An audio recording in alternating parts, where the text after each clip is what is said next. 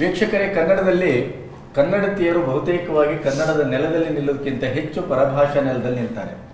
ಪರಭಾಷಾ ನಟಿಯರು ಕನ್ನಡಕ್ಕೆ ಬಂದು ಇಲ್ಲೇ ಮನೆಯನ್ನು ಮಾಡಿ ನಾವು ಕನ್ನಡತಿಯರು ಅಂತ ಹೇಳ್ಕೊಳ್ತಾರೆ. ಅದಕ್ಕೆ ಬಹಳಷ್ಟು ಉದಾಹರಣೆಗಳು ಇತ್ತೀಚಿನ ದಿನಗಳಲ್ಲಿ ಸಿಗ್ತಾ ಇದೆ. ಇದಕ್ಕೆ ಏನು ಕಾರಣ ಅಂತ ನಮ್ಗೆ ಅರ್ಥ ಆಗೋದಿಲ್ಲ. ಯಾಕೆಂತಂದ್ರೆ ನಮ್ಮ ಹುಡುಗಿಯರು ಮೊದಲು ಹೇಳ್ತಾ ಇದ್ರು, ರವಿಚಂದ್ರನ್ನು ಇಷ್ಟಿಷ್ಟು ದಪ್ಪ ಇರುವಂಥ 3 ಟೈರ್ಸ್ 4 ಟೈರ್ಸ್ ಎಲ್ಲ ಇರುವಂಥವರಿಗೆ ಸಣ್ಣ ಸಣ್ಣ ಬಟ್ಟೆ ಹಾಕೋದು ಹೇಗೆ ಅಂತ. ಈಗ ನಾವು ಯಾವ ಬಟ್ಟೆ ಹಾಕ್ಲಿಕ್ಕೂ ಬೇಕಾದ್ರೂ ನಮ್ಮ ಹುಡುಗಿಯರು ಸಿದ್ಧವಾಗಿದ್ದಾರೆ. ಎಷ್ಟರ ಮಟ್ಟಿಗೆ ಅಂತಂದ್ರೆ ಮೈ ಮೇಲೆ ಬಟ್ಟೆ ಏನಿಲ್ಲದೆ ಇದ್ದಷ್ಟು. ಆದರೆ ನಮ್ಮಲ್ಲಿ ಅವಕಾಶಗಳು ಎಷ್ಟರ ಮಟ್ಟಿಗೆ ಸಿಗ್ತಾ ಇವೆ.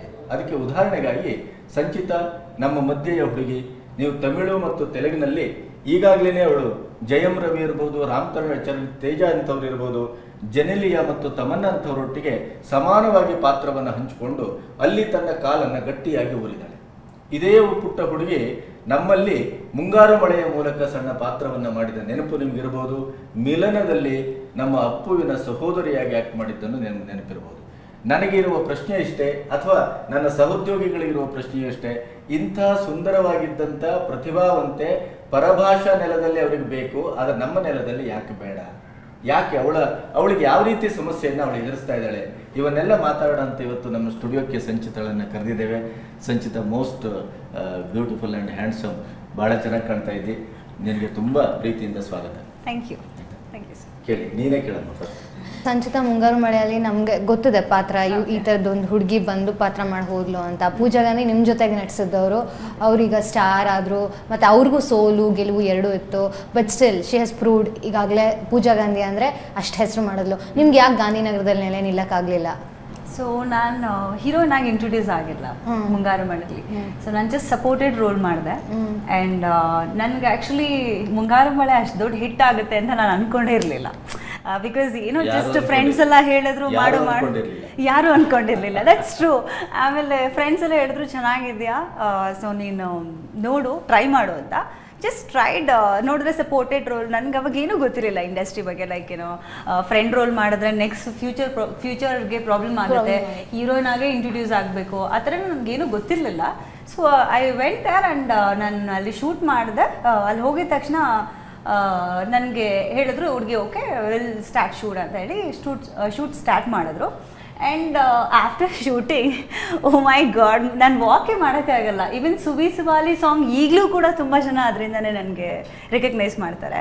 ಸೊ ನನಗೆ ಪೂಜಾ ಗಾಂಧಿ ಬೆಳೆದಿದ್ದಾರೆ, ನಾನು ಬೆಳೆದಿಲ್ಲ ಅಂತ ನಾನು ಯಾವತ್ತೂ ಥಿಂಕ್ ಮಾಡಲ್ಲ. Whatever I achieved, so ನಾನು I am very happy with that. ನನಗೆ ಅದರಲ್ಲಿ ಖುಷಿ ಇದೆ. ಸೊ ನಾನು ಇದುವರೆಗೂ ಏನು ಅಚೀವ್ ಮಾಡಿದ್ದೀನಿ, ತೆಲುಗು ಹೋಗಿದ್ದೀನಿ, ತಮಿಳ್ಗೆ ಹೋಗಿದ್ದೀನಿ. ಒಬ್ಬ ಕನ್ನಡತಿ ಅಲ್ಲದೇ ಇದ್ದವಳು, ಅದರಲ್ಲೂ ಬಹುಶಃ ಪೂಜಾಳೇ ಒಪ್ಪಿಕೊಳ್ತಾಳೆ. ಮುಂಗಾರು ಮಳೆಯಲ್ಲಿ ಪೂಜಾ ಯಾವ ರೀತಿಯ ಸೌಂದರ್ಯವನ್ನ ಹೊಂದಿದ್ಲು ಅನ್ನೋದನ್ನ ಬಹುಶಃ ಅವಳೇ ಅದನ್ನ ಒಪ್ಪಿಕೊಳ್ತಾಳೆ. ಅದು ಒಂದು ರೀತಿಯಲ್ಲಿ ಓಕೆ ಅಂತ ಅನ್ನುವಂಥ ಕಾಲ. ಅಂಥವಳೇ ಇಲ್ಲಿ ಈ ಮಟ್ಟಕ್ಕೆ ಬೆಳೆದು ನಿಂತಿದ್ದಾಳೆ ಅಂತಾದ್ರೆ, ಕನ್ನಡದಲ್ಲಿ ಇಷ್ಟು ಪ್ರತಿಭೆ, ರೂಪ ಮತ್ತೆ ಬುದ್ಧಿವಂತಿಕೆ ಎಲ್ಲವೂ ಇದ್ದು ನಿನಗೆ ಯಾಕೆ ಸಾಧ್ಯ ಆಗಿಲ್ಲ? ಅದು ಏನು ಸಮಸ್ಯೆ? ಕನ್ನಡದಲ್ಲಿ ಏನು ಸಮಸ್ಯೆ ಇದೆ? ಕನ್ನಡದಲ್ಲಿ ಏನು ಸಮಸ್ಯೆ ಇದೆ ಅಂದರೆ, ಖಂಡಿತ ನಾನು ಇದುವರೆಗೂ ನನಗೂ ಅನಲೈಸ್ ಮಾಡೋಕ್ಕಾಗಲಿಲ್ಲ ಏನು ಸಮಸ್ಯೆ ಇದೆ ಅಂತ. ಕನ್ನಡ ಅಲ್ಲಿ ಸೊ ನನಗೆ ಆ ಥರ ಏನಿಲ್ಲ. ತಮಿಳು ಮತ್ತು ತೆಲುಗಲ್ಲಿ ತುಂಬ ಆಫರ್ಸ್ ಸಿಗ್ತಾ ಇದೆ. ಸೊ ನಾನು ಅಲ್ಲಿ ಮಾಡ್ತಾ ಇದ್ದೀನಿ. ಸೊ ಕನ್ನಡದಲ್ಲಿ ಖಂಡಿತ ಚಾನ್ಸ್ ಸಿಕ್ಕಿದ್ರೆ ನಾನು ಖಂಡಿತ ಮಾಡ್ತೀನಿ. ಈಗ ಆಲ್ರೆಡಿ ಒಂದು 2-3 ಎಂಕ್ವೈರೀಸ್ ಬಂದಿದೆ. ಮೇ ಬಿ ನೆಕ್ಸ್ಟ್ ಮಂತ್ 15 ಮೇಲೆ ಸ್ಟಾರ್ಟ್ ಆಗುತ್ತೆ. ಸೊ ಕನ್ನಡ ಕೂಡ ಬರ್ತಾ ಇದೆ. ಸಂಚಿತಾ ಹೇಳಿ, ಗಾಂಧಿನಗರ ತುಂಬ ಕೊಳಕು, ಇಲ್ಲಿ ಸಾಕಷ್ಟು ಗಲೀಜಿದೆ, ಕೊಳಕಿದೆ, ಸಾಕಷ್ಟು ಜನ ಕಾಂಪ್ರಮೈಸ್ ಕೇಳ್ತಾರೆ ಅಂತ. ನಿಮ್ಗೆ ಏನಾದರೂ ಆ ಥರ ಎಕ್ಸ್ಪೀರಿಯನ್ಸಸ್ ಇದೆಯಾ? ಇದ್ರೂ ಯಾರಾದರೂ ಹೆಸರು ಹೇಳಕ್ಕೆ ಇಷ್ಟಪಡ್ತೀರಾ? ಯಾ, ಬಿಕಾಸ್ ಯು ನೋ ವಾಟ್, ಇದು ಒಂಥರ like mix fruit, vegetable fruits ಬರುತ್ತಲ್ಲ ಆಫ್ಟರ್ ಲಂಚ್ ಆದಮೇಲೆ. ಸೊ ಆ ಥರ. ಸೊ ಇಂಡಸ್ಟ್ರಿಯಲ್ಲಿ ಎಲ್ಲಾದರೂ ಜನನೂ ಇದ್ದಾರೆ. ಲೈಕ್ ಕಾಂಪ್ರಮೈಸ್ ಕೇಳೋ ಜನನೂ ಇದ್ದಾರೆ. ಇಲ್ಲ ಅಂದರೆ ಬರೀ ಟ್ಯಾಲೆಂಟೆಡ್ಸ್ ಇದ್ರೆ ಸಾಕು ನನಗೆ, ಅವ್ರ ವರ್ಕ್ ಚೆನ್ನಾಗಿದ್ದು, she is very talented, okay ನನಗೇನು ಪ್ರಾಬ್ಲಮ್ ಇಲ್ಲ ಅಂತಲೂ ಹೇಳಿದ್ದಾರೆ. ಬಟ್ ಇದುವರೆಗೂ ನನಗೆ ಎರಡೂ ಥರ ಎಕ್ಸ್ಪೀರಿಯನ್ಸ್ ಆಗಿದೆ. But for me it's like ಏನೋ ಕಾಂಪ್ರಮೈಸ್ ಕಾಸ್ಟಿಂಗ್ ಕೌಚಿಂದ ನನಗೆ ಸ್ವಲ್ಪ ದೂರ ಇದ್ದೀನಿ. ತಮಿಳು ತೆಲುಗಿನ ಭಾಷಾ ರಂಗ ಹೇಗಿದೆ? ಆ್ಯಕ್ಚುಲಿ ನಾನು ಇದಕ್ಕೆ ಕಂಪೇರ್ ಮಾಡೋಕ್ಕಾಗಲ್ಲ. ಇಂಡಸ್ಟ್ರಿ ಅಂದರೆ ಎಲ್ಲ ಒಂದೇ. ಆ್ಯಂಡ್ ಅಲ್ಲಿ ಜಾಸ್ತಿ ಇದ್ದಾರೆ, ಇಲ್ಲಿ ಕಮ್ಮಿ ಇದ್ದಾರೆ, ಅಲ್ಲಿ ಚೆನ್ನಾಗಿ ನೋಡ್ಕೊತಾರೆ, ಇಲ್ಲಿ ಚೆನ್ನಾಗಿ ನೋಡ್ಕೊತಾರೆ ಅಂತ ನಾನು ಯಾವತ್ತೂ ಕಂಪ್ಲೇಂಟ್ ಮಾಡಲ್ಲ. ಬಟ್ ಇಂಡಸ್ಟ್ರಿ ಅಂದರೆ ಎಲ್ಲ ಒಂದೇ ಥರ ಅಂತ ಹೇಳೋಕ್ಕೆ ಇಷ್ಟಪಡ್ತೀನಿ. ಈಗ ಕನ್ನಡದಲ್ಲಿ ನಿಮ್ಮ ಈಗಿನ ಪೊಸಿಷನ್ ಹೇಗಿದೆ? ಕನ್ನಡಲ್ಲಿ ಆ್ಯಕ್ಚುಲಿ ಸ್ಪೀಕಿಂಗ್ ಎಲ್ಲರೂ ಏನಂತಾರೆ ತಮಿಳ್ಗೆ ಹೋಗ್ಬಿಟ್ಟಿದ್ದಾರೆ, ತೆಲುಗಿಗೆ ಹೋಗ್ಬಿಟ್ಟಿದ್ದಾರೆ. ಸೊ ಅದಕ್ಕೆ ಇವಾಗ ನಮ್ಮ ಹುಡುಗಿನ ಅಲ್ಲಿ ಬಿಡಬಾರ್ದು, ಸೊ ಇಲ್ಲಿ ಕರ್ಕೊಂಡು ಬಂದು ಮಾಡಿಸ್ಬೇಕು ಅನ್ನೋದು ಒಂದು ರೂಮರ್ ಬಂದಿದೆ ಅಂತ ಕೇಳ್ಪಟ್ಟೆ. ಕರವೇ ರೀತಿಯ ಹೋರಾಟ ನಡೀತಾ ಇದೆ. ಆ್ಯಂಡ್ ಅದಕ್ಕೆ ಇವಾಗ 2 ಫಿಲಮ್ ಕೂಡ ಡಿಸ್ಕಷನ್ ಆಲ್ಮೋಸ್ಟ್ ಫೈನಲೈಸ್ ಆಗಿದೆ. ಸೊ ಖಂಡಿತ ನನಗೆ ಮದರ್ ಟಂಗ್ ಆಗಿರೋದ್ರಿಂದ ನಾನು ತುಂಬ ಕನ್ನಡನ ನಾನು ತುಂಬ ಇಷ್ಟಪಟ್ಟು ಆ್ಯಕ್ಟ್ ಮಾಡೋಕ್ಕೆ ತುಂಬ ಇಷ್ಟ ನನಗೆ ಆ್ಯಕ್ಟ್ ಮಾಡೋಕ್ಕೆ. ನಿಮ್ಮನ್ನ ನೀವು ನಾಯಕಿಯಾಗಿ ಹೀರೋಯಿನ್ ಆಗಿ ನೋಡೋಕ್ಕೆ ಇಷ್ಟಪಡ್ತೀರಾ ಅಥವಾ ಯಾವುದೇ ಒಂದು ಪಾತ್ರನ ಕೊಟ್ಟರು ಅದನ್ನ ಸರಿದೂಗಿಸ್ಕೊಂಡು ಹೋಗುವಂಥ ಒಬ್ಬ ಆರ್ಟಿಸ್ಟ್ ಆಗಿ ನಿಮ್ಮನ್ನು ನೀವು ನೋಡೋಕ್ಕೆ ಇಷ್ಟಪಡ್ತೀರಾ? ಇಲ್ಲ, for me the second like ನನಗೆ ಯಾವುದಾದ್ರೂ ಇಂಪಾರ್ಟೆನ್ಸ್ ರೋಲ್ ಇದೆ ಅಂದರೆ ಸೊ ಖಂಡಿತ ನಾನು ಮಾಡೋಕ್ಕೆ ಇಷ್ಟಪಡ್ತೀನಿ. ಬಿಕಾಸ್ ನನಗೆ ಮಹೇಶ್ ಬಾಬು ಅವ್ರ ಜೊತೆ ಒಂದು ಗೆಸ್ಟ್ ಅಪಿಯರೆನ್ಸ್ ರೋಲ್ ಹೇಳಿದ್ರು ರೀಸೆಂಟಾಗಿ. ಅದಿನ್ನ ಶೂಟಿಂಗ್ ಆಗಿಲ್ಲ ಬಿಕಾಸ್ ನನಗೆ ಅದು 2 ದಿನ ಶೂಟಿಂಗ್ ಇರ್ಬೋದು, ಬಟ್ ಆ ಕ್ಯಾರೆಕ್ಟರ್ ತುಂಬ ಇಂಪಾರ್ಟೆಂಟ್ ಅನಿಸುತ್ತೆ ಆ ಮೂವಿಲಿ. ಸೊ ಅದಕ್ಕೋಸ್ಕರ ನಾನು ಒಪ್ಕೊಂಡಿದ್ದೆ, ಅಂದರೆ ಓಕೆ ಮಾಡಿದೆ. ಓಕೆ, ಆಕ್ಸಿಡೆಂಟ್ ಆಗಿ ಬಂದಿದ್ದು ಕನ್ನಡ ಚಿತ್ರರಂಗಕ್ಕೆ ಯಾವುದು? What made you get serious about industry? It's like a language ಅಲ್ಲ, ಈಗ ನೀವು ಸಿನಿಮಾಗೆ ನಿಮ್ಮ ಫ್ರೆಂಡ್ಸ್ ಹೇಳಿದ್ರು, ಯಾವುದೋ ಎಲ್ಲರೂ ಹೇಳಿದ್ರು ಮಾಡು ಅಂತ ನೀವೇ ಹೇಳ್ದಂಗೆ ನೀವು ಬಂದ್ರಿ ಸಿನಿಮಾಗೆ. ಇಷ್ಟೊಂದು ತೀವ್ರವಾಗಿ ನಿಮ್ಮನ್ನ ನೀವು ತೊಡಗಿಸ್ಕೊಳ್ಳೋಕೆ ಏನದು, ಏನು ಕಾರಣ? ಅಂದರೆ ಎವ್ರಿಬಡಿ ಅವ್ರು ಎಲ್ಲರೂ ಹೇಳ್ತಾ ಇದ್ರು ನನಗೆ ಒಳ್ಳೆ ಫ್ಯೂಚರ್ ಇದೆ ಲೈಫಲ್ಲಿ, ಸೊ ಟ್ರೈ ಮಾಡು ಅಂತ.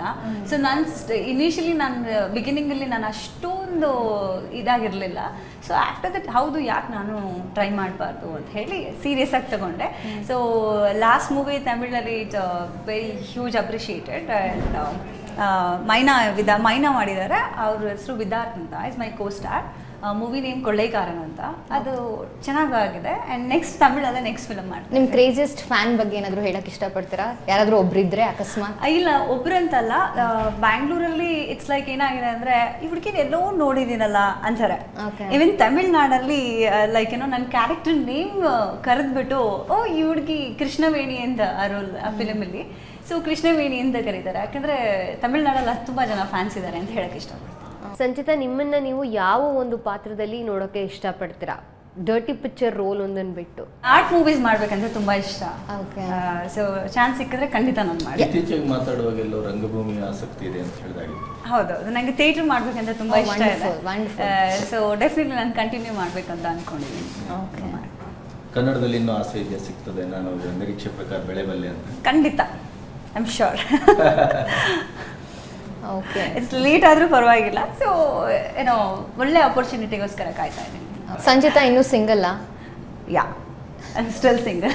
ಈಗ ನಮ್ಮ ಸ್ಟುಡಿಯೋದಲ್ಲಂತೂ ಹೌದು, ಸ್ಟುಡಿಯೋದ ಹೊರಗಡೆ ಗೊತ್ತಿಲ್ಲ. So wish all the best, ಒಳ್ಳೆಯದಾಗಲಿ. Thank you.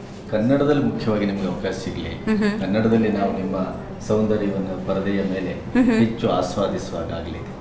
Wish all the best. ನಮ್ಮ ಸ್ಟುಡಿಯೋಕ್ಕೆ ಇಷ್ಟೊತ್ತು ಬಂದು ಬಹಳ ನಗ್ನಂತ ಮಾತಾಡಿದ್ರಿ. Thank you. ನಿಮ್ಗೆ ಒಳ್ಳೆಯದಾಗಲಿ. Thank you sir.